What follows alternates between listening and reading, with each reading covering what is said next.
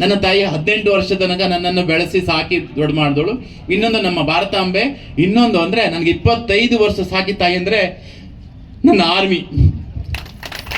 ಇವತ್ತು ನಾನು ಏನೇ ಇದ್ರೂ ಸಹಿತನು ಏನೇ ಸಾಧನೆ ಮಾಡಿದೇನೆಂದರೆ ನನ್ನ ಆರ್ಮಿಯಿಂದಲೇ ಆಗಿದ್ದು. ಬಿಟ್ಟರೆ ಮನುಷ್ಯ ಯಾವತ್ತೂ ಖಾಲಿ ಇರಬಾರ್ದು. ಇವತ್ತು ಮಕ್ಕಳು ಓದ್ತಾರೆ, ಓದ ನಂತರ ನನಗೆ ಆ ಒಂದು ಕೆಲಸ ಸಿಗಲಿಲ್ಲ ಅಂದ್ರೆ ನಾನು ಕೆಲಸನೇ ಮಾಡೋದಿಲ್ಲ.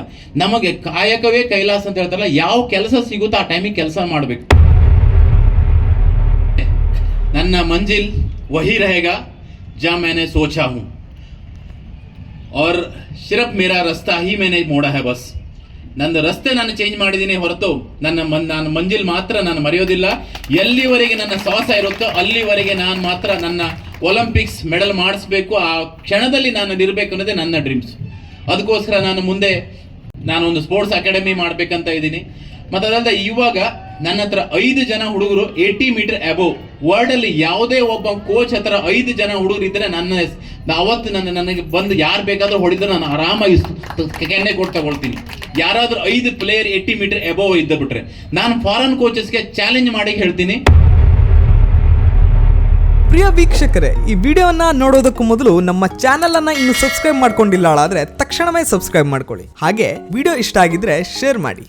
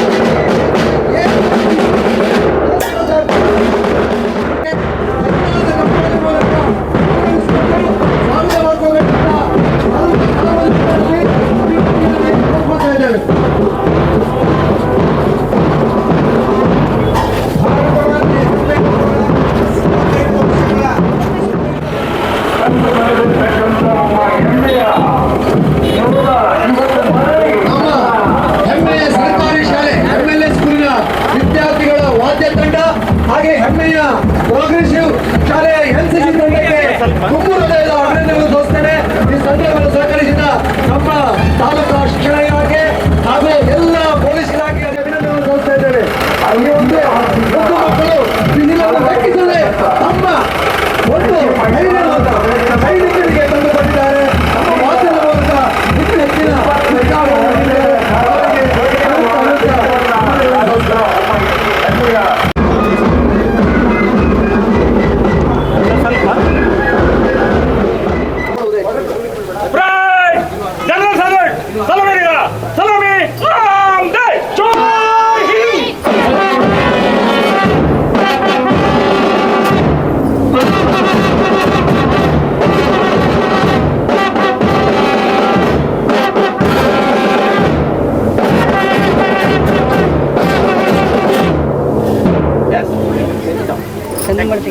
ಬಹುಶಃ ಸಲ್ಯೂಟನ್ನು ನೀಡುವಷ್ಟೊತ್ತಿಗೆ ನಮಗೆಲ್ಲರ ಮುಂದೆ ರಾಷ್ಟ್ರಧ್ವಜ ಕಂಡು. ಪ್ರಥಮವಾಗಿ ಇವರಿಗೆ ಜಾವಲಿನ್ ನನ್ನ ಅನಿಸಿಕೆ ಪ್ರಕಾರ ಶಮೆಗಳ ಅಂತ ಹೇಳ್ತಾರೆ. ಅವರ ಮನೆ ಗದ್ದೆಯಲ್ಲಿ ಬೀಸಾಡಿ ಪ್ರಾಕ್ಟೀಸ್ ಮಾಡಿದವರು ಅವರು. ಶಮೆಗಳ ಅಂದರೆ ಪರಿಸ್ಥಿತಿ ಅಂದರೆ ಆವಾಗ ಜಾವಲಿಂಗಿನ 60 ರೂಪಾಯಿ ಇರ್ಬೋದು, ಈಗ ಅದು ಬ್ಯಾಂಬೂದು ಈಗ 250 ರೂಪಾಯಿ ಉಂಟು. ಆದರೆ ಕಾಶಿನಾಥ್ ನಾಯಕರು ಎಸೆದಂಥ ಜಾವಲಿನ್ 10 ಲಕ್ಷರದ್ದು ಇರಬೇಕು, ಅದು ರೇಂಜ್ ಇರ್ತದೆ. ಫಸ್ಟು ಅವರು ಕಲಿತದ್ದು ಶಮೆಗಳದಲ್ಲಿ. ಅದರ ನಂತರ ಹಂತ ಹಂತವಾಗಿ ರಾಜ್ಯ ಮಟ್ಟ ರಾಷ್ಟ್ರ ಮಟ್ಟದಲ್ಲಿಯೂ ಗುರುತಿಸುವಂಥ ಪ್ರತಿಭೆ. ಇಲ್ಲಿ ಸಿರ್ಸಿಯಲ್ಲಿ ನನಗೆ ತಿಳಿದ ಮಟ್ಟಿಗೆ 2 ಜನ ಪ್ರಸಿದ್ಧ ಹೆಸರನ್ನು ಅಂತಾರಾಷ್ಟ್ರೀಯ ಮಟ್ಟದಲ್ಲಿ ಗಳಿಸಿದವರಿದ್ದಾರೆ. ಅದರಲ್ಲಿ ಒಂದು ನಂದನ್ ನಿಲೇಕಣಿಯವರು ತಂತ್ರಜ್ಞಾನದಲ್ಲಿ, 2ನೇ ಅಂತಾರಾಷ್ಟ್ರೀಯ ಮಟ್ಟದಲ್ಲಿ ಹೆಸರು ಮಾಡಿದಂಥವರು ಕಾಶಿನಾಥ್ ನಾಯ್ಕ. ಬಳಸ್ಕೊಳ್ಳಿಲ್ಲ. ಈ ಕಾಶಿನಾಥ್ ನಾಯಕರು ಸಿಕ್ಕಿದ ಅವಕಾಶವನ್ನು ಬಳಸಿಕೊಂಡು ಅಂತಾರಾಷ್ಟ್ರೀಯ ಮಟ್ಟದಲ್ಲಿ ಒಂದು ಕಾಮನ್ವೆಲ್ತ್ನಲ್ಲಿ ಮೆಡಲ್ ಮಾಡಿದ್ದಾರೆ ಅಂತ ಹೇಳಿದ್ರೆ ಅವರ ಗಟ್ಟಿ ಮನಸ್ಸು ಕಾರಣ, ಅವರ ಶ್ರದ್ಧೆ ಕಾರಣ. ಇಂತಹ ಒಂದು ಪ್ರತಿಭೆ ನಮ್ಮ ಸಿರ್ಸಿ ತಾಲೂಕಿನ ಎಲ್ಲ ಯುವ ಜನರಿಗೂ ಮಾದರಿಯಾಗಬೇಕು ಅಂತ ಹೇಳುವಂಥದ್ದು ನನ್ನ ಆಶಯ. ಪ್ರತಿಭಾವಂತ ಕ್ರೀಡಾಪಟು, ಪ್ರತಿಭಾವಂತ ತರಬೇತಿದಾರ, ಸೈನಿಕರಾಗಿರುವಂಥ ಮಾನ್ಯ ಕಾಶಿನಾಥ್ ನಾಯ್ಕರವರನ್ನು ಮುಂದಿನ ದಿನಗಳಲ್ಲಿ ನಮ್ಮ ಕೇಂದ್ರ ಮತ್ತು ರಾಜ್ಯ ಸರ್ಕಾರವು ಹೆಚ್ಚಿನ ಒಂದು ಆಸಕ್ತಿ ವಹಿಸಿ ದೇಶದ ಪ್ರತಿಭಾವಂತ ಕ್ರೀಡಾಪಟುಗಳಿಗೆ ತರಬೇತಿ ಕೊಡೋ ದಿಶೆಯಲ್ಲಿ ಅವ್ರಿಗೆ ಹೆಚ್ಚಿನ ಅವಕಾಶ ಕೊಡಬೇಕು ಈ ರಾಜ್ಯ ಮತ್ತು ಕೇಂದ್ರ ಸರ್ಕಾರ ಅಂತ. ಯಾಕಾಗಿ ಮಾತನ್ನು ಪ್ರಸ್ತಾಪ ಮಾಡ್ತಿದ್ದೆ ಅಂತ ಹೇಳಿದ್ರೆ, ಅತಿ ಹತ್ತಿರದಿಂದ ನಾನು ಅವ್ರ ನೋಡ್ತಾ ಇದ್ದೇನೆ, ಕೇಳ್ತಾ ಇದ್ದೇನೆ. ಅವರಿಗೆ ಈಗಾಗಲೇ ಆಸ್ಟ್ರೇಲಿಯಾ, ಥೈಲ್ಯಾಂಡ್, ಇನ್ನಿತರ ಇಂಗ್ಲೆಂಡ್ ದೇಶದಲ್ಲೂ ಸಹಿತ ತರಬೇತಿನಾಗಿ ಬಾ ಅಂತ ಕರೀತಿದ್ದಾಗ ಇವತ್ತು ನಮ್ಮ ದೇಶ ಎಲ್ಲಕ್ಕೂ ಸ್ವದೇಶಿ ಅಂತ ಹೇಳುವ ಸಂದರ್ಭದಲ್ಲಿ ಇವತ್ತು ವಿದೇಶ ತರಬೇತಿದಾರರಿಗೆ ಆಮದು ಮಾಡ್ಕೊಳ್ತಿದೆ ನಮ್ಮ ಇಂಡಿಯಾದಲ್ಲಿ. ಹಾಗಾಗಿ ನನ್ನ ಕಳಕಳಿ ವಿನಂತಿ ಏನಂತ ಹೇಳಿದ್ರೆ, ನಮ್ಮ ಕೇಂದ್ರ ಮತ್ತು ರಾಜ್ಯ ಸರ್ಕಾರವು ಮುಂದಿನ ದಿನಗಳಲ್ಲಿ ಅವರ ಪ್ರತಿಭೆ ಏನೋ ನಮ್ಮ ದೇಶದ ಕ್ರೀಡಾಪಟುಗಳಿಗೆ ದೊರಕುವ ರೀತಿ ಮಾಡುವ ಜವಾಬ್ದಾರಿ ನಮ್ಮ ಕೇಂದ್ರ ರಾಜ್ಯ ಸರ್ಕಾರದಿಂದ ಹೇಳ್ಕೊಳ್ಳಿಕ್ಕೆ ಅವರ ಮುಂದಿನ ದಿನಗಳಲ್ಲಿ ಹೆಚ್ಚಿನ ಶ್ರೇಯಸ್ಸು ಸಿಗಲಿ ಅಂತ ಹೇಳಿ ಅವರಿಗೆ ಶುಭವನ್ನ ಕೋರ್ತಾ ಇದ್ದೇನೆ. ಜೈ ಹಿಂದ್, ಜೈ ಕನ್ನಡ, ಜೈ ಭಾರತ. ಜೈ ಹಿಂದ್. ವೇದಿಕೆ ಮೇಲೆ ಉಪಸ್ಥಿತಿರುವಂತಹ ಎಲ್ಲ ಗಣ್ಯರಿಗೂ ಹಾಗೂ ಈ ಒಂದೇನು ಕಾರ್ಯಕ್ರಮವನ್ನು ನಡೆಸ್ತಾ ಇದ್ದಾರೆ, ನಗರಸಭೆ ಆಗಿರ್ಬೋದು, ನಮ್ಮ ರಾಜ್ಯ ನೌಕರರ ಸಂಘ ಹಾಗೂ ನಮ್ಮ ಇನ್ನಿತರ ಸಂಘಟನೆಗಳು, ಅದರ ಜೊತೆಗೆ ನಮ್ಮ ರಿಟೈರ್ಡ್ ಸೈನಿಕರು, ಹಾಗೆ ಬಂದಂಥ ಎಲ್ಲ ನಾಯಕರು, ಮತ್ತು ಇವತ್ತಿನ ಬೈಕ್ ರ್ಯಾಲಿಯಲ್ಲಿ ಭಾಗವಹಿಸಿದಂಥ ಎಲ್ಲರಿಗೂ ಅಕಸ್ಮಾತ್ ಯಾರಿಗಾದರೂ ನಾನು ನಮಸ್ತೆ ಮಾಡಿಲ್ಲ ಅಥವಾ ಜೈ ಹಿಂದ್ ಮಾಡಿದ್ದಿಲ್ಲ, ಕ್ಷಮೆ ನಾನು ಅವರಿಗೆ ಕ್ಷಮೆ ಕೇಳ್ಕೊಳ್ತೀನಿ. ತಮ್ಮೆಲ್ಲರಿಗೂ ನನ್ನ ಹೃದಯಪೂರ್ವಕವಾಗಿ ನಮಸ್ಕಾರ, ಜೈ ಹಿಂದ್. ಈಗ ಇಷ್ಟೆಲ್ಲ ಒಂದು ಸಾಧನೆ ಮಾಡಲಿಕ್ಕೆ ಯಾರ್ಯಾರು ಕಾರಣ ಅವ್ರ ಬಗ್ಗೆ ನಾನು ಸ್ವಲ್ಪ ಹೇಳಲಿಕ್ಕೆ ಇಷ್ಟಪಡ್ತೀನಿ. ಮತ್ತು ಇನ್ನೊಂದು ಹಳ್ಳಿಯಲ್ಲಿ ಹುಟ್ಟಿ, ಬೆಂಗಳೂರಿನ ಒಂದು ಗ್ರಾಮದಲ್ಲಿ ಹುಟ್ಟಿ 25 ವರ್ಷ ನಾನು ಆರ್ಮಿಯಲ್ಲಿ ಸೇವೆ ಸಲ್ಲಿಸಿ ಈ ಒಂದೇನು ಸಾಧನೆ ಮಾಡಿ ಬಂದಿದ್ದೀನಿ, ಅದ್ರ ಬಗ್ಗೆ ಒಂದು ಕಿರು ಪರಿಚಯವನ್ನು ಹೇಳ್ಕೊಳ್ಳಿಕ್ಕೆ ಇಷ್ಟಪಡ್ತೀನಿ. ಯಾಕೆಂದರೆ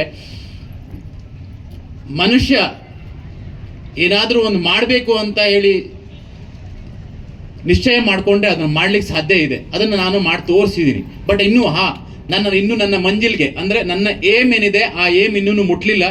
ಆ ಮುಟ್ಲಿಗೋಸ್ಕರ ನಾನು ಇನ್ನೊಂದು ಮತ್ತೆ ಅದನ್ನೇ ಮುಂದುವರ್ಸ್ಕೊಂಡು ಹೋಗ್ತೇನೆ. ಬಟ್ ನಾನು ಆರ್ಮಿಯಿಂದ ರಿಟೈರ್ಡ್ ಆಗಿದ್ದೇನೆ ಹೊರತಾಗಿ ನನ್ನ ಸ್ಪೋರ್ಟ್ಸಿಂದ ನಾನು ಇನ್ನೂ ರಿಟೈರ್ಡ್ ಆಗಲಿಲ್ಲ. ನಾನು 1999 ಕಾರ್ಗಿಲ್ ಲಡಾಯಿ ಆದಾಗ ಪ್ರತಿದಿನ ಪೇಪರ್ನಲ್ಲಿ ನಾವು ನೋಡಿದಾಗ ನಮ್ಮ ದೇಶದ ಸೈನಿಕರು ಎಷ್ಟೋ ಜನ ದೇಶಕ್ಕೋಸ್ಕರ ತಮ್ಮ ಪ್ರಾಣವನ್ನು ಕೊಟ್ಟಾಗ ಬಹಳ ನಮಗೆ ದುಃಖ ಆಗ್ತಿತ್ತು. ಅದರ ಜೊತೆಗೆ ನಾನೂ ಏನಾದರೂ ಒಂದು ಸೇವೆ ಸಲ್ಲಿಸಬೇಕು ಅನ್ನೋ ಒಂದೇ ಒಂದು ಭಾವನೆಯಿಂದ ಅವತ್ತು ನಾನು 2000ರಲ್ಲಿ ಆರ್ಮಿಗೆ ಜಾಯ್ನ್ ಆಗಿದ್ದು. ಅದು ನಾನು ಮಂಗಳೂರು BROದಲ್ಲಿ ಜಾಯ್ನ್ ಆದ ನಂತರ ನಾನು ಯಾವುದೇ ರೀತಿ ಸ್ಪೋರ್ಟ್ಸ್ ಮ್ಯಾನ್ ಅಲ್ಲ. ಆಡಿದ್ರು ಕ್ರಿಕೆಟ್, ವಾಲಿಬಾಲ್, ಕಬಡ್ಡಿ, ಇದರಲ್ಲೇ ಸ್ವಲ್ಪ ಹಳ್ಳಿ ನಮ್ಮ ಓಣಿಕೇರಿ ಹೈಸ್ಕೂಲಲ್ಲಿ ಆಗಿರ್ಬೋದು, ಅಥವಾ ನನ್ನ ಕನ್ನಡ ಶಾಲೆ, ನಮ್ಮ ಹಿರಿಯ ಪ್ರಾಥಮಿಕ ಶಾಲೆ ಬೆಂಗ್ಳೆ ಓಣಿಕೇರಿ, ಅದರಲ್ಲಿ ಆಡಿರೋದು. ಮತ್ತು ನಮ್ಮ ಒಂದೇ ವರ್ಷ ನಾನು ಕಾಲೇಜಲ್ಲಿ ಓದಿದ್ದು, ಇಲ್ಲಿ ಪ್ರೋಗ್ರೆಸಿವ್ ಕಾಲೇಜಲ್ಲಿ. ಆ ನಂತರದಲ್ಲಿ ನಾನು ಆರ್ಮಿಯಲ್ಲಿ ಸೇರಬೇಕು ಅನ್ನೋದಕ್ಕೆ ಮಾತ್ರ ಸ್ವಲ್ಪ ಕರಾಟೆದೆಲ್ಲ ಪ್ರಾಕ್ಟೀಸ್ ಇತ್ತು. ಸೊ ಅದ ನಂತರ ಆರ್ಮಿ ಸೇರಿದೆ 2000ದಲ್ಲಿ. ಆರ್ಮಿ ಹೋದ್ಮೇಲೆ ನನಗೆ ಅಲ್ಲಿ ಆ ಟೈಮಿಗೆ ಯುದ್ಧ ಮುಗ್ದೋಗಿರೋದು. ಬಟ್ ನನಗೆ ನಮ್ಮ ಸೈಡಲ್ಲಿ ಭಾಳ ಆರ್ಮಿಗೆ ಹೋಗೋದು ಭಾಳ ಕಡಿಮೆ. ಅಲ್ಲಿ ಹೋದ ನಂತರ ನನಗೆ ಗೊತ್ತಾಯಿತು, ನನಗೆ ಎಲ್ಲ ಕೆಲಸಗಳು ನಮ್ಮ ಆರ್ಮಿ ರಿಟೈರ್ಡ್ ಅಂತ ಸೈನಿಕರಿದ್ದಾರೆ, ಅವ್ರಿಗೆ ಗೊತ್ತಿದೆ ಯಾವ ರೀತಿ ಅಲ್ಲಿ ಟ್ರೈನಿಂಗ್. ಮಾರ್ನಿಂಗ್ ನಿಮಗೆ 3 ಗಂಟೆಗೆ ಎಬ್ಬಿಸ್ಬಿಡ್ತಿದ್ರು. ನನಗೆ ಅನ್ಕಿದ್ದು, ನಾನು ಹೋದ ತಕ್ಷಣ ನಮಗೆ ಗನ್ ಕೊಡ್ತಾರೆ, ನಾವು ಬಾರ್ಡ್ರಿಗೆ ಹೋಗಬೇಕು, ನಾವು ಸೇವೆ ಸ್ವಲ್ಪ, ಇಷ್ಟೇ ನಮ್ಗೆ ಗೊತ್ತಿರೋದು. ನಮ್ಮ ಕಡೆ ಇಲ್ಲೂ ಏನು ಆರ್ಮಿ ಅಂದರೆ ಗೊತ್ತೇ ಇಲ್ಲ, ಆರ್ಮಿ ಅಂತಲೂ ಗೊತ್ತಿಲ್ಲ, ಬಟ್ ನಾವು ಹೇಳೋದು ಮಿಲಿಟ್ರಿ. ಸೊ ಅಲ್ಲಿ ಹೋದಾಗ ನನಗೆ ಮೆಸ್ ವರ್ಕಿಂಗ್, ಲಂಗರ್ ವರ್ಕಿಂಗ್ ನಮ್ಮ ಇವ್ರಿಗೆ ಗೊತ್ತಿದೆ. ಸೊ ಲಂಗರ್ ವರ್ಕಿಂಗ್ ಹಾಕಾದಾಗ ನಾನು ಅಂದ್ಕೊಂಡೆ, ನಾನು ಬಂದಿದ್ದು ಲಂಗರ್ ವರ್ಕಿಂಗ್ ಅಲ್ಲಪ್ಪ, ನಾನು ಬಂದಿದ್ದು ಯುದ್ಧ ಮಾಡಲಿಕ್ಕೆ. ನನಗೆ ಕನ್ನಡ ಮಾತ್ರ ಬರೋದು, ಹಿಂದಿ ಬರ್ತಾ ಇರಲಿಲ್ಲ. ಅಲ್ಲಿದ್ದಂಥ ಉಸ್ತಾದ್ಗಳೇನಿದ್ರು ನಮ್ಮ ಸೀನಿಯರ್ಸ್, ಅವ್ರು ಹೇಳಿದ್ರು, ಇಲ್ಲಪ್ಪ ನಿಂಗೆ ಎಲ್ಲ ಟ್ರೈನಿಂಗು ಮಾಡಬೇಕಾಗುತ್ತೆ. ನನಗೆ ಅವ್ರು ಹೇಳಿದ ಅರ್ಥ ಆಗಲಿ, ಯಾರು ಕರ್ನಾಟಕ ಕರ್ಕೊಂಡು ಬರಪ್ಪ, ಕನ್ನಡದ ಹುಡುಗನ ಕರ್ಕೊಂಡು ಬಂದು ಅವನು ನನಗೆ ತಿಳಿಸಿ ಹೇಳಿದ್ರು, ಇಲ್ಲ ನಾನು ಬಂದಿದ್ದು ಯುದ್ಧ ಮಾಡ್ಲಿಕ್ಕೆ ಮಾತ್ರ, ನಾನು ಈ ಲಂಗರ್ ಕೆಲಸಕ್ಕೆ ಬಂದವನಲ್ಲಪ್ಪ ಅಂತ ಅಂದ್ಬಿಟ್ಟು ಅಳ್ತಾ ಇದ್ದೆ. ಅವಾಗ ಅವರು ನನಗೆ ಕನ್ನಡದಲ್ಲಿ ಕೆಲವರು ತಿಳ್ಕೊಂಡು ಹೇಳಿದ್ರು. ಆಮೇಲೆ ಯಾಕೋ ಸ್ವಲ್ಪ ದಿವಸ ನನಗೆ ಇಷ್ಟ ಆಗಲಿಲ್ಲ. ಮತ್ತೆ ನಮ್ಮ ಉಸ್ತಾದ್ಗಳೆಲ್ಲ ಈ ಸ್ಪೋರ್ಟ್ಸ್ ಪರ್ಸನ್ಗಳನ್ನು ಕೈ ಬೆಳೆ ತೋರಿಸಿ ನೋಡಿ ಇವರೆಲ್ಲ ಹಿಂಗೆ ನ್ಯಾಷನಲ್ ಮೆಡಲ್ ಮಾಡಿದ್ದಾರೆ, ಹಿಂಗೆ ಇಂಟರ್ನ್ಯಾಷನಲ್ ಮೆಡಲ್ ಮಾಡಿದ್ದಾರೆ, ಅವ್ರನ್ನ ತೋರಿಸಿದಾಗ ನಾನು ಯಾಕೆ ಆಗ್ಬಾರ್ದು, ನನಗೂ ಸ್ಪೋರ್ಟ್ಸಲ್ಲಿ ಏನು ಮಾಡಬೇಕು ಅಂತ ಇಚ್ಛೆ ಇತ್ತು. ಅಲ್ಲಿ ಸಿಕ್ಕಂಥ ಅವಕಾಶನ ನಾನು 2-3 ವರ್ಷಗಂಟ್ಲವ್ರಲ್ಲಿ ರಜೆನೇ ಬರ್ತಿರ್ಲಿಲ್ಲ. ವರ್ಷದಲ್ಲಿ ಆರ್ಮಿಯವರಿಗೆ 3 ತಿಂಗಳ ರಜೆ ಇದ್ರು ಸಹಿತನು ರಜೆ ಬರ್ತಾನೆ ಇರಲಿಲ್ಲ. ರಜೆ ಬರ್ದೇನೆ ನಾನು ಪ್ರಾಕ್ಟೀಸ್ ಮಾಡಿದೆ.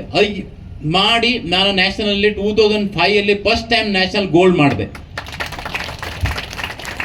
ಈ ಆರ್ಮಿ ಹೋಗಿಂತ ಮುಂಚೆ ನಾನು 1-2-3 ವಿಷಯ ಹೇಳಲಿಕ್ಕೆ ಮತ್ತೊಂದು ಇಷ್ಟಪಡ್ತೀನಿ. ಇಲ್ಲೇ ಮನೋರಮಾ ಬೇಕರಿ ಇತ್ತು ಇದೇ ಚೌಕಲ್ಲಿ, ನಾನು ಅದರಲ್ಲೂ ಸಹಿತನು 500 ರೂಪೀಸ್ ಪರ್ ಮಂತ್ ಕೆಲಸ ಮಾಡಿದ್ದೀನಿ.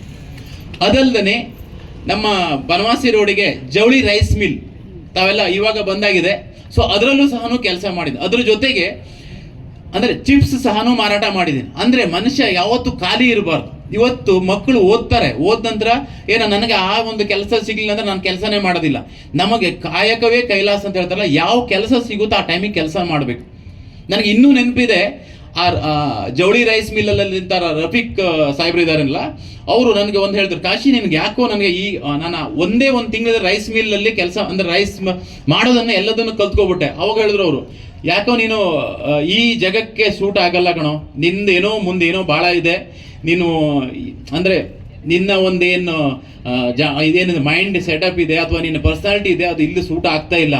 ನಾನು ಒಂದೇ ಒಂದು ತಿಂಗಳಲ್ಲಿ ಕಲ್ತ್ಕೊಂಡು ನಾನು 9 ಮಂತಲ್ಲಿ ಕೆಲಸ ಮಾಡಿದೆ. ಆಮೇಲೆ ನಾನು ರೈಸ್ ಚಿಪ್ಸ್ ದಂಧೆ ಶುರು ಮಾಡಿಕೊಂಡೆ. ಆನಂತರ ಆರ್ಮಿಗೆ ಹೋದೆ. ಆನಂತರ ಎಲ್ಲ ಮಾಡಿ ನೋಡಿ, ಇದನ್ನು ಯಾಕೆ ಹೇಳ್ತಿದ್ದೀನಿ ಅಂದರೆ, ನಾವು ಯಾವ ಕೆಲಸನಾದರೂ ಮಾಡಲಿಕ್ಕೆ ತಯಾರಿರ್ಬೇಕು. ನಾನು ಚಿಕ್ಕ ಹುಡುಗರಿಗೂ ಇವತ್ತು ಟ್ರೈನಿಂಗ್ ಮಾಡಿಸ್ತೀನಿ, ಒಲಿಂಪಿಕ್ ಮೆಡಲಿಸ್ಟ್ಗೂ ಮಾಡಿಸ್ತೀನಿ.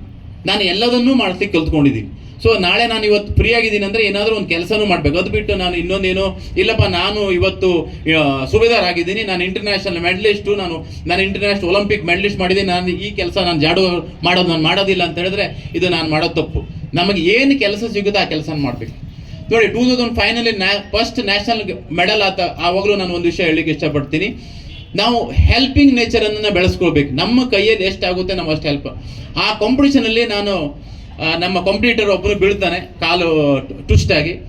ಯಾರೂ ಅವನನ್ನು ಎತ್ತಲಿಕ್ಕೆ ಹೋಗ್ಲಿಲ್ಲಾಗಿತ್ತು. ಆದರೆ ಬಟ್ ನಾನು ಅವನನ್ನು ಎತ್ಕೊಂಡು ಬಂದು ಸೈಡ್ ಬಿಟ್ಟೆ. ಅವನು ನನಗೆ ಆಶೀರ್ವಾದ ನನಗೆ ಯಾರಂತನೂ ಗೊತ್ತಿಲ್ಲ, ಬಟ್ ಯಾರೋ ಒಬ್ಬರು ಬಿದ್ದ, ನಾನು ಎತ್ಕೊಂಡು ಬಂದಿದ್ದೀನಿ. ಸೊ ಆ ಕಾಂಪಿಟೇಷನಲ್ಲಿ ನಾನು ಲಾಸ್ಟ್ ಥ್ರೋದಲ್ಲಿ ನಾನು ನ್ಯಾಷನಲ್ನಲ್ಲಿ first time national gold medal 2005 ಬೆಂಗಳೂರಲ್ಲಿ, ನಮ್ಮ ಕರ್ನಾಟಕದ ಬೆಂಗಳೂರು.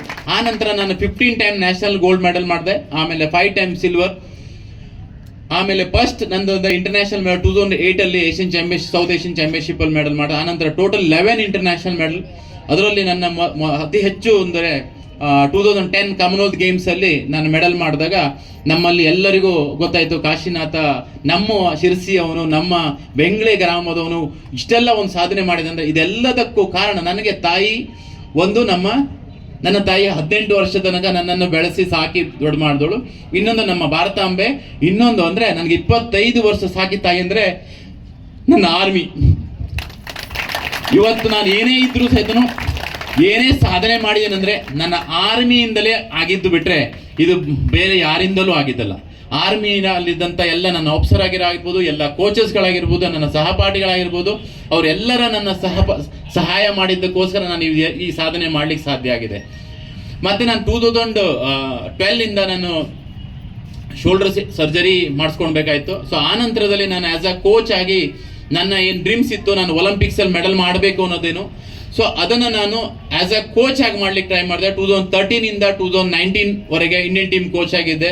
ಸೊ ಅದೇ ವೇಳೆಯಲ್ಲಿ ನೀರಜ್ ಚೋಪ್ರಾ ನೀವೆಲ್ಲ ಗೊತ್ತೇ ಇದೆ. 2015 to 2016 ನನ್ನ ಅಂಡರಲ್ಲಿ 2 ವರ್ಷ ಟ್ರೈನಿಂಗ್ ಮಾಡ್ದ. ಆವಾಗಲೇ ಅವನು 86.48 ಮೀಟರ್ ಮಾಡ್ದ. ಆ ನಂತರದಲ್ಲಿ ನಮ್ಮಲ್ಲಿ ಏನಾಗಿದೆ ಅಂದರೆ, ಮಾಡೋದು ಇಂಡಿಯನ್ ಕೋಚು, ಬೆನಿಫಿಟ್ ಸಿಗುತ್ತೆ ಫಾರಿನ್ ಕೋಚಸ್ಗೆ. ಯಾಕೆಂದರೆ ನಾನು ಅವತ್ತು 86.48 ಮೀಟರ್ ಮಾಡಿದಾಗ ಯಾರೂ ನಮ್ಮನ್ನು ಗುರುತಿಸಿರಲಿಲ್ಲ. ಸೊ ಆಮೇಲೆ Annu Rani, she is also Olympic 2 time Olympic ಆಡಿದಾಳೆ ಮತ್ತು ಏಷ್ಯನ್ ಗೇಮ್ಸ್ ಗೋಲ್ಡ್ ಮೆಡಲಿಸ್ಟ್. ಅವಳಿಗೆ ನಾನು 6 years ಟ್ರೈನಿಂಗ್ ಮಾಡಿಸಿ 47 ಮೀಟರಿಂದ 63 ಮೀಟರ್ವರೆಗೆ ನಾನು ಥ್ರೋ ಮಾಡಿಸಿದೆ. ಸೊ ಅದ ನಂತರ ಶಿವಪಾಲ್ ಸಿಂಗ್, ದೇವೇಂದರ್ ಸಿಂಗ್, ಇವರ ಎಲ್ಲರೂ ಏಷ್ಯನ್ ಚಾಂಪಿಯನ್ಶಿಪ್ ಮತ್ತು ಒಲಿಂಪಿಕ್ ಪಾರ್ಟಿಸಿಪೇಟ್ ಮಾಡಿದ್ದಾರೆ. ಇವರು ಸಹ 85, 86. ಸೊ ಆನಂತರ ನನ್ನನ್ನು 2019ಗೆ ನಾನು ಕ್ಯಾಂಪಿಂದ ಬ್ರೇಕ್ ಆಗಿ ಅಲ್ಲಿಂದ ಹೊರಗಡೆ ಬಂದು, ಅಲ್ಲಿ ಫಾರಿನ್ ಕೋಚಸ್ ಜರ್ಮನಿಯಿಂದ ಬಂದರು. ಸೊ ಅಲ್ಲಿಂದ ನನ್ನನ್ನು ಹೊರಗೆ ತೆಗೆದ್ರು. ಬಟ್ ನಾನು ಹೊರಗೆ ಬಂದೆ ಅಂತ ಹೇಳಿ ನಾನು ಬೇಜಾರು ಮಾಡ್ಕೊಳ್ಳಿಲ್ಲ. ನಾನು ನನ್ನ ದೇಶ, ನನ್ನ ಆರ್ಮಿಗೋಸ್ಕರ ನಾನು ಮಾಡೇ ಮಾಡ್ತೀನಿ. ಆರ್ಮಿ ಸ್ಪೋರ್ಟ್ಸ್ ಇನ್ಸ್ಟಿಟ್ಯೂಟ್ ಪುಣೆಯಲ್ಲಿ ಅಲ್ಲಿ ಬಂದು ನಾನು ಹೊಸದಾಗಿ, ಅಂದರೆ ನನಗೆ ಕೆಲವರು ಹೇಳ್ತಾ ಇದ್ರು, ಇವರು ಕಾಶಿನಾಥ್ನವರು ಕರ್ನಾಟಕದವರು, ಅವರು ಹೆಂಗೆ ಹರಿಯಾಣದ ಹುಡುಗನಿಗೆ ಮಾಡ್ಲಿಕ್ಕೆ ಸಾಧ್ಯ ಅಂತ ಕೆಲವೊಂದು ಭಾಳಷ್ಟು ಕ್ವಶನ್ ಎಲ್ಲ ಬಂದಿತ್ತು. ಬಟ್ ನಾನು ಅದಕ್ಕೋಸ್ಕರ ನಮ್ಮ ಕರ್ನಾಟಕ ಹುಡುಗನ ಯಾರಾದರೂ ಮಾಡಬೇಕು ಅಂತೇಳಿ, ಅದರಿಂದ ಈಗಾಗಲೇ ಪ್ರತಾಪ್ ಅವ್ರ ಬಗ್ಗೆ ಹೇಳಿದ್ದಾರೆ. ಪ್ರತಾಪನ್ನು ನಾನು ಟ್ರೈ ಮಾಡಿದೆ. ಪ್ರತಾಪನ್ 17ನಲ್ಲಿ ನನ್ನ ಖರ್ಚಲ್ಲಿ ನಾನು ಎಷ್ಟಾಗುತ್ತೋ ಅಷ್ಟು, ನನ್ನ ಕೈಯಲ್ಲಿ ಎಷ್ಟಾಗುತ್ತೆ ಅಷ್ಟು ನಾನು ಮಾಡಿ ಕರ್ಕೊಂಡೋಗಿ ನ್ಯಾಷನಲ್ ಮೆಡಲ್ ಮಾಡಿದೆ.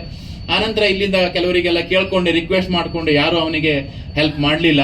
ಅದು ಅಕಸ್ಮಾತ್ ಅವತ್ತಿನ ದಿನ ಅವನಿಗೆ ಯಾರಾದರೂ ಫೈನಾನ್ಸಿಯಲಿ ಹೆಲ್ಪ್ ಮಾಡಿದರೆ ಇವತ್ತು ಅವ್ನು ನಾನು ಬರ್ಕೊಡ್ತೀನಿ 120% ಅವನು ಒಲಿಂಪಿಕ್ಸಲ್ಲಿ ಮೆಡಲ್ ಮಾಡ್ತಿದ್ದ ಅಂತ ಒಂದು ಕೆಪಾಸಿಟಿ. ಓನ್ಲಿ 1 yearಲ್ಲಿ ಅವನು 35 ಮೀಟರ್ ಮಾಡ್ತಾ ಇದ್ದವನು 55 ಮೀಟರ್ವರೆಗೆ. ಈಗ ಲಾಸ್ಟ್ ಒಲಿಂಪಿಕ್ಸಲ್ಲೆಲ್ಲ 62, 63 ಮೀಟರ್ ಮೆಡಲ್ ಆಗಿದೆ ಅವನ ಕ್ಯಾಟಗಿರಿಯಲ್ಲಿ.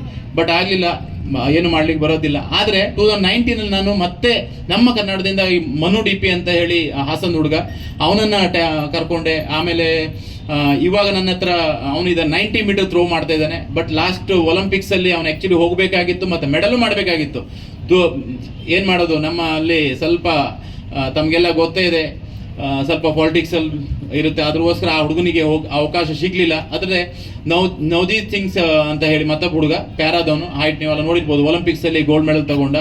ಅವನು ಸಹ ಲಾಸ್ಟ್ 20 days ಬಿಫೋರ್ ನನ್ನಿಂದ ದೂರ ಮಾಡಿ ಫಾರಿನ್ ಕೋಚ್ ಅಂಡರ್ ಕಳಿಸ್ಕೊಟ್ರು. ಸೊ ಇದೆಲ್ಲ ಒಂದು ಕಾರಣ. ಯಾಕಂದರೆ ನನ್ನ ಒಂದು ಏನೇನು ಡ್ರೀಮ್ಸ್ ಅಂದರೆ, ನಾನು ಹುಡುಗರನ್ನ ಏನು ಮಾಡಿದ್ದೀನಿ, ಅವರು ಮೆಡಲ್ ತೊಗೊಳ್ಬೇಕಾದ್ರೆ ನಂದೇನದು ನಾನು ಸಹ ಆ ಸ್ಟೇಡಿಯಮ್ಮಲ್ಲಿ ನಾನು ಇರಬೇಕು ಅನ್ನೋದೇ ನನ್ನ ಒಂದು ಏಮ್ ಆಗಿತ್ತು. ಬಟ್ ಅದೇನೋ ಆಗಲಿಲ್ಲ. ಮೆಡಲ್ ತೊಗೊಂಡ್ರು, 2 ಮೆಡಲ್ ಒಲಿಂಪಿಕ್ಸ್ ಆದರೂ ಸಹಿತ ನನಗೆ ಆ ಟೈಮ್ನಲ್ಲಿ ಗ್ರೌಂಡಲ್ಲಿ ಇಲ್ಲ ಅನ್ನೋದು ಒಂದೇ ಒಂದು ದುಃಖ ಇದೆ. ಇದೆಲ್ಲವನ್ನು ನೋಡಿ ಸ್ವಲ್ಪ ಬೇಜಾರಾಗಿ ನಾನು ಈ ಸಲ 5 ವರ್ಷ ಸೇವೆ ಸಲ್ಲಿಸಿ ನಾನು ಇವಾಗ ಆರ್ಮಿಯಿಂದ ರಿಟೈರ್ಡ್ ಆಗಿ ಬಂದಿದ್ದೀನಿ. ಆದರೆ ನನ್ನ ಮಂಜಿಲ್ ವಹಿ रहेगा जहाँ मैंने सोचा हूँ और सिर्फ मेरा रास्ता ही मैंने मोड़ा है बस. ನನ್ನ ರಸ್ತೆ ನಾನು ಚೇಂಜ್ ಮಾಡಿದ್ದೀನಿ ಹೊರತು ನಾನು ಮಂಜಿಲ್ ಮಾತ್ರ ನಾನು ಮರೆಯೋದಿಲ್ಲ. ಎಲ್ಲಿವರೆಗೆ ನನ್ನ ಶ್ವಾಸ ಇರುತ್ತೋ ಅಲ್ಲಿವರೆಗೆ ನಾನು ಮಾತ್ರ ನನ್ನ ಒಲಿಂಪಿಕ್ಸ್ ಮೆಡಲ್ ಮಾಡಿಸ್ಬೇಕು, ಆ ಕ್ಷಣದಲ್ಲಿ ನಾನು ಇರಬೇಕು ಅನ್ನೋದೇ ನನ್ನ ಡ್ರೀಮ್ಸ್. ಅದಕ್ಕೋಸ್ಕರ ನಾನೊಂದು ಸ್ಪೋರ್ಟ್ಸ್ ಅಕಾಡೆಮಿ ಮಾಡಬೇಕಂತ ಇದ್ದೀನಿ. ಮತ್ತು ಅದಲ್ಲದೆ ಇವಾಗ ನನ್ನ ಹತ್ರ 5 ಜನ ಹುಡುಗರು 80 ಮೀಟರ್ ಅಬೋವ್, ವರ್ಲ್ಡಲ್ಲಿ ಯಾವುದೇ ಒಬ್ಬ ಕೋಚ್ ಹತ್ರ 5 ಜನ ಹುಡುಗರು ಇದ್ದರೆ ಅವತ್ತು ನನಗೆ ಬಂದು ಯಾರು ಬೇಕಾದರೂ ಹೊಡಿದ್ರೆ ನಾನು ಆರಾಮಾಗಿ ಕೆನ್ನೆ ಕೊಟ್ಟು ತಗೊಳ್ತೀನಿ. ಯಾರಾದರೂ 5 ಪ್ಲೇಯರ್ 80 ಮೀಟರ್ ಅಬೋವ್ ಇದ್ದ ಬಿಟ್ರೆ ನಾನು ಫಾರಿನ್ ಕೋಚಸ್ಗೆ ಚಾಲೆಂಜ್ ಮಾಡಿ ಹೇಳ್ತೀನಿ ಕಿ ನಾನು ನಮ್ಮ ದೇಶದಲ್ಲಿ ಹುಡುಗರು ಯಾರು ನಮ್ಮ ಇಂಡಿಯಾದಲ್ಲಿ ಫಸ್ಟ್ ಆ್ಯಕ್ಚುಲಿ ವರ್ಲ್ಡಲ್ಲಿ ಫಿನ್ಲ್ಯಾಂಡ್ ಅಥವಾ ಯುರೋಪಿಯನ್ ಕಂಟ್ರೀಸ್ ಜಾವ್ಲಿನ್ ಥ್ರೋಲ್ಲಿ ನಂಬರ್ 1. ಬಟ್ ಇವತ್ತಿನ ದಿವಸ ಇಂಡಿಯಾದಲ್ಲಿ 10 ಜನ ಹುಡುಗರು, ನಾನು ನನ್ನ ಲೈಫಲ್ಲಿ 12 ಜನ ಹುಡುಗರನ್ನ 80 ಅಬೋವ್, ಇವಾಗಲೇ 5 ಜನ ಹುಡುಗರು ಇದ್ದಾರೆ. ಈಗ ಮೊನ್ನೆ ನಾನು ಮಂಗಳೂರಿಂದ ಒಬ್ಬಳು ಹುಡುಗಿ ರಮ್ಯಶ್ರೀ ಜೈನ್ ಅಂತ ಹೇಳಿ ಏಪ್ರಿಲ್ಗೆ ನನ್ನ ಹತ್ರ ಬಂದು 44 ಮೀಟರ್, ಇವತ್ತಿನ ದಿವಸ 58 ಮೀಟರ್ ಮಾಡ್ತಾ ಇದ್ದಾಳೆ ನೋಡಿ. ಅಂದರೆ ಇಲ್ಲಿ ಎಷ್ಟು ಟ್ಯಾಲೆಂಟ್ ಇದೆ ಅಂದರೆ ನಮ್ಮ ಕರ್ನಾಟಕದಲ್ಲೇ ಹೇಳ್ಬೇಕಂತಂದ್ರೆ ಅನ್ಗಿಣತ್. ನನಗೆ ಆ ದೇವರು ಟ್ಯಾಲೆಂಟ್ ಐಡೆಂಟಿಫೈ ಮಾಡೋದು ಕೊಟ್ಟಿದ್ದಾನೆ, ಟ್ಯಾಲೆಂಟನ್ನು ಯಾವ ರೀತಿ ಬೆಳೆಸಬೇಕು ಅನ್ನೋದು ಕೊಟ್ಟಿದ್ದಾನೆ. ಬಟ್ ನನ್ನ ಹತ್ರ ಒಂದೇ ಒಂದು ಶಕ್ತಿ ಕೊಡಲಿಲ್ಲ, ಅಂದರೆ ಅವರಿಗೆ ಏನು ಫೈನಾನ್ಸಿಯಲಿ ಹೆಲ್ಪ್ ಮಾಡುವಂಥ ಶಕ್ತಿ ಮಾತ್ರ ನನಗೆ ಆ ದೇವರು ಕೊಟ್ಟಿಲ್ಲ ಅನಿಸ್ತೇ. ಆದರೆ ಮುಂದೆ ಬರುವ ದಿನಗಳಲ್ಲಿ ಅದನ್ನು ಸಹ ದೇವ್ರು ಕೊಟ್ಟಿದ್ದಾನೆ. ಆ ಒಂದು ಇದು ದಿಶೆಯಲ್ಲಿ ನಾನು ಒಂದು ಅಕಾಡೆಮಿ ಮಾಡಬೇಕು ಅನ್ನೋ ನಂದು ಏನು ಪ್ಲ್ಯಾನ್ ಇದೆ. ಆ ಅಕಾಡೆಮಿ ಮಾಡ್ತೀನಿ ಮತ್ತು ಹಾಗೂ ನಮ್ಮಲ್ಲಿ ಇಲ್ಲಿರುವಂಥ ಒಂದು ಏನು ಪ್ರತಿಭೆ ಇದೆ ಆ ಪ್ರತಿಭೆಗೆ ಮುಂದೆ ಬೆಳೆಸಬೇಕು ಅನ್ನೋದೇ ನನ್ನ ಒಂದು ಏಮ್. ಅದ್ರ ಜೊತೆಗೆ ನಾವು ಒಂದು ಯಾಕಂದರೆ ನಾನೆಲ್ಲ ನನ್ನ 25 ವರ್ಷ ಸ್ಪೋರ್ಟ್ಸ್ ಫೀಲ್ಡಲ್ಲೇ ನಾನು ಕಳೆದಿರೋದು. ಆರ್ಮಿಯವರ ಲೈಫ್ ಯಾವ ರೀತಿ ಇರುತ್ತೆ ಅನ್ನೋದನ್ನು ಲಾಸ್ಟ್ ನಾನು 2 ಮಂತ್ ನೋಡ್ಕೊಂಡು ಬಂದಿದ್ದೀನಿ. ಯಾಕಂದರೆ 1.5-2 ವರ್ಷ ನಾನು ಟ್ರೈನಿಂಗ್ ಮಾಡಿದೆ. ಟ್ರೈನಿಂಗಲ್ಲಿ ಗೊತ್ತೇ ಇದೆ, ಮಾರ್ನಿಂಗ್ 3 ಗಂಟೆಗೆ ಹೇಳಬೇಕು, ಏನು ಎಲ್ಲ ಎಷ್ಟೊಂದು ಹಾರ್ಡ್ ವರ್ಕ್ ಇರುತ್ತೆ ಅದು ನಮಗೆ ಗೊತ್ತು. ಆದರೆ ಲಾಸ್ಟ್ ನಾನು ರಿಟೈರ್ಡ್ ಆಗೋಗಿಂತ 2 ಮಂತ್ ಬಿಫೋರ್ ಲೇ ಲದಾಖ್, ಐ ಥಿಂಕ್ ನಿಮ್ಗೆ ಗೊತ್ತೇ ಇದೆ, ಅಲ್ಲಿ -30 ಡಿಗ್ರಿ ಮತ್ತು ಅದ್ರಿಗಿಂತ ನಾವು ಮೇಲೆ ಹೋದರೆ ಮತ್ತೂ ಕಡಿಮೆ. ಇವಾಗ ಅಲ್ಲಿ ಹೋದಾಗ -30 ಡಿಗ್ರಿ, ನಾವು ಇಲ್ಲಿ ಮೈನಸ್ ಅಲ್ಲ, ಇಲ್ಲಿ ನಮ್ದು ಎಷ್ಟಾಗುತ್ತೆ ಐ ಥಿಂಕ್ ಹೆಚ್ಚು ಅಂದರೆ 15 ಡಿಗ್ರಿ, -30 ಡಿಗ್ರಿ. ನೀರು ಹೊರಗಡೆ ಹಾಕಿದ್ರೆ ನೀರು ಐಸ್ ಆಗಿರುತ್ತೆ, ಬಾತ್ರೂಮಲ್ಲಿ ನೀರು ಸಹಿತನೂ ಬರ್ಪಾಗಿರುತ್ತೆ. ಅಂಥದ್ರಲ್ಲೇ ನಮ್ಮ ಸೈನಿಕರು ದೇಶಕ್ಕೋಸ್ಕರ ಅಲ್ಲಿ ಸೇವೆ ಸಲ್ಲಿಸ್ತಾ ಇರ್ತಾರೆ. ಎಷ್ಟೊಂದು ಗೌರವ, ಎಷ್ಟೊಂದು ನಮಗೋಸ್ಕರ ಅವರು ತಮ್ಮ ಪ್ರಾಣವನ್ನು ತೆತ್ತಾರೆ. ನನಗೆ ಬಹಳ ಅಂದರೆ ನಾನು ನೋಡಿ ಬಹಳ ನನಗೆ ಒಂಥರ ಎಷ್ಟು ಹಾರ್ಡ್ ಲೈಫ್ ಇವ್ರದ್ದು ಅಂತ ಹೇಳಿ, -30 ಡಿಗ್ರಿ. ಮತ್ತು ಅದರಲ್ಲೂ ಲೇ ಲದಾಖಲ್ಲಿ ನೀವು ತಿಳ್ಕೊಂಡಾಗೆ ಆಕ್ಸಿಜನ್ ಸಹ ಕಡಿಮೆ, ಇಲ್ಲಿಗಿಂತ 50% ಆಕ್ಸಿಜನ್ ಕಡಿಮೆ. ನಾನು ಇಲ್ಲಿ ನಾರ್ಮಲ್ ನನ್ನ BP 75 to 115 ಇದ್ರೆ, ಅಲ್ಲಿ ನನ್ನ BP ಹೋದಾಗ ಎಷ್ಟಾಗಿತ್ತು ಅಂದರೆ 95 to 150. ಶ್ವಾಸ ತಗೊಳ್ಳಿಕ್ಕೆ ಆಗೋದಿಲ್ಲ, ಬ್ಲಡ್ ಬರುತ್ತೆ ಮೂಗಿಂದ. ನಾನು ಅಲ್ಲಿ ಹೋದಾಗ ನನಗೆ ಒಂದು 15 days ವರೆಗೂ ನನ್ನ ಮಾರ್ನಿಂಗ್ ನನ್ನ ಹತ್ರ ಬ್ಲಡ್ ಬರ್ತಾ ಇತ್ತು. ಬಟ್ ನಾನು ಯಾರಿಗೂ ರಿಪೋರ್ಟ್ ಮಾಡಲಿಲ್ಲ. ಆದಷ್ಟು ನಾವು ತಡ್ಕೊಳ್ಬೇಕು. ಆರ್ಮಿಯವ್ರ ಅಂದಮೇಲೆ ನಾವು ಎಲ್ಲ ಕಷ್ಟಗಳನ್ನು ತಡ್ಕೊಂಡು ನಾವು ದೇಶಕ್ಕೋಸ್ಕರ ನಮ್ಮ ಸೇವೆ ಸಲ್ಲಿಸ್ತಾ ಇರ್ತೀವಿ. ಆರ್ಮಿ ನಾಟ್ ಎ ಜಾಬ್, ಇದು ಓನ್ಲಿ ಸೇವೆ. ಆ ಸೇವೆಗೆ ಮಾಡುವಂಥ ಒಂದು ಇಲ್ಲಿನ ಯುವ ಜನತೆ ಏನಿದೆ, ಆ ದೇಶಕ್ಕೋಸ್ಕರ ಒಂದು ಸೇವೆ ಸಲ್ಲಿಸುವಂತಾಗಲಿ. ಹಾಗೆ ನನ್ನನ್ನು ಇವತ್ತು ಈ ವೇದಿಕೆಗೆ ಕರೆದು ಮತ್ತು ಇದೇನು ಯಾವ ರೀತಿ ಸನ್ಮಾನ ಮಾಡಿದಲ್ಲ, ಈ ಸನ್ಮಾನ ನನ್ನದೊಂದೇ ಅಲ್ಲ, ನನ್ನ ಎಲ್ಲ ಸೈನಿಕ ಬಳಗದವರಿಗೆ ಹಾಗೂ ದೇಶದಲ್ಲಿ ಸೇವೆ ಸಲ್ಲಿಸಿದ ಪ್ರತಿಯೊಬ್ಬರ BSF ಆಗಿರ್ಬೋದು, CRP ಯಾವುದೇ ಆಗಿರ್ಬೋದು, ಯಾರು ಸೇವೆ ಸಲ್ಲಿಸ ಅವರೆಲ್ಲರಿಗೂ ಕೊಟ್ಟಂಥ ಒಂದು ಇದು ಸನ್ಮಾನ ಅಂತ ಹೇಳ್ಕೊಳ್ಳಿಕ್ಕೆ ಇಷ್ಟಪಡ್ತೀನಿ. ಹಾಗೆ ಇಲ್ಲಿ ಬಂದಂಥ ಮತ್ತೊಂದು ಸಲ ತಮ್ಮ ಎಲ್ಲ ಬೈಕ್ ರ್ಯಾಲಿ ಮಾಡಿದಂಥ ಆಗಿರ್ಬೋದು ಅಥವಾ ಎಲ್ಲ ಸಂಘಟನೆಗಳೇ ಆಗಿರ್ಬೋದು, ನಮ್ಮ ರಾಜ್ಯ ಸರ್ಕಾರ ದವರಿಗೂ ಮತ್ತು ಕೇಂದ್ರ ಸರ್ಕಾರದ ಎಲ್ಲರಿಗೂ ಮತ್ತೊಮ್ಮೆ ನಾನು ನಮಸ್ಕಾರವನ್ನು ಹೇಳ್ತಾ, ಅದಕ್ಕಿಂತ ಮುಂಚೆ ನನ್ನ ಜೊತೆಗೆ ಭಾರತ್ ಮಾತಾ ಕಿ ಜೈ ಬೋಲ್ನೆ ಕಿ मैं आशा करता हूँ. भारत माता की, भारत माता की, भारत माता की जय कर्नाटक, जय हिंद. ವೀಕ್ಷಕ ಮಹಾಪ್ರಭುಗಳೇ, ನಮ್ಮ ಚಾನಲ್ ಅನ್ನು ಸಬ್ಸ್ಕ್ರೈಬ್ ಮಾಡಿ, ಶೇರ್ ಮಾಡಿ, ಪ್ರೋತ್ಸಾಹಿಸಿ.